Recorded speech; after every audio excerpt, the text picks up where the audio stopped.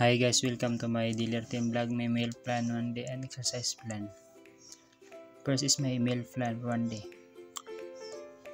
Yo, good morning guys. We need to prepare our breakfast: milk, egg, and mango. Let's go.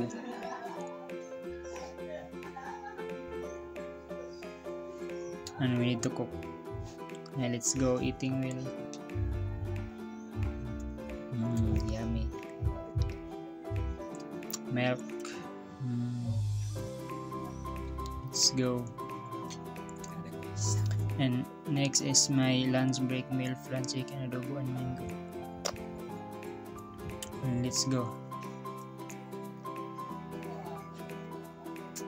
Eat well.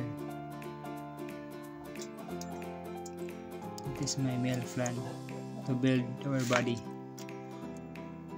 And last is dinner meal plan: gulay, and we need to cook.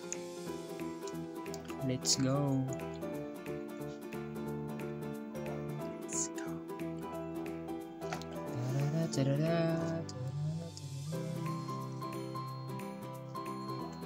That's my meal plan, guys. Let's go. We need to cook. Fresh gulay. Cheap sometimes. Yeah. Shout out to Sir Aaron J. Cabilia. Thank you for your viewing, sir. And let's go. Let's cook. Let's eating. And later take a rest. Yay. It's good. And the next is my exercise plan, ATT principle. We have 4 principles: strength, cardio, flexibility, and agility. First, strength. First exercise is push up. 15 times push up.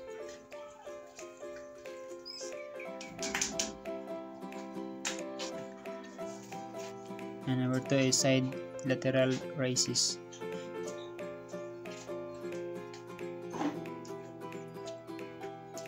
Eight kilos, guys, kilogram. Left to right. And right naman. And the number 2 is cardio. First exercise is jumping jack.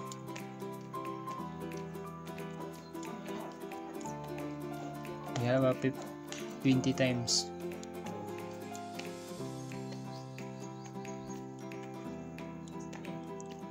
To build our body fitness.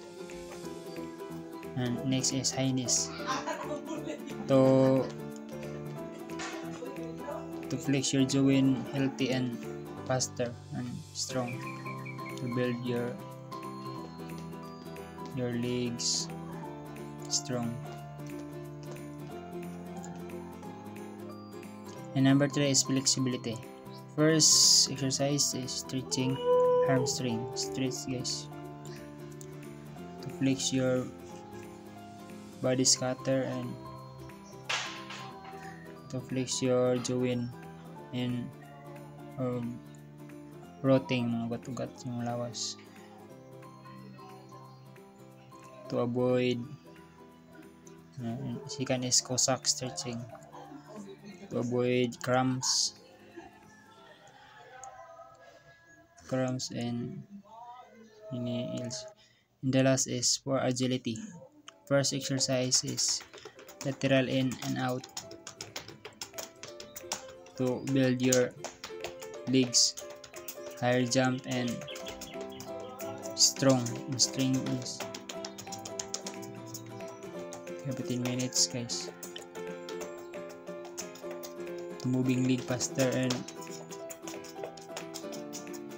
fast and uptick.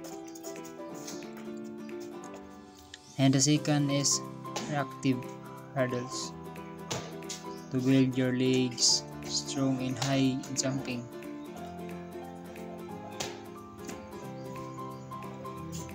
It's very important, guys, to build our body strong and build. Every time we need to execute this every day in our lifestyle for body fitness and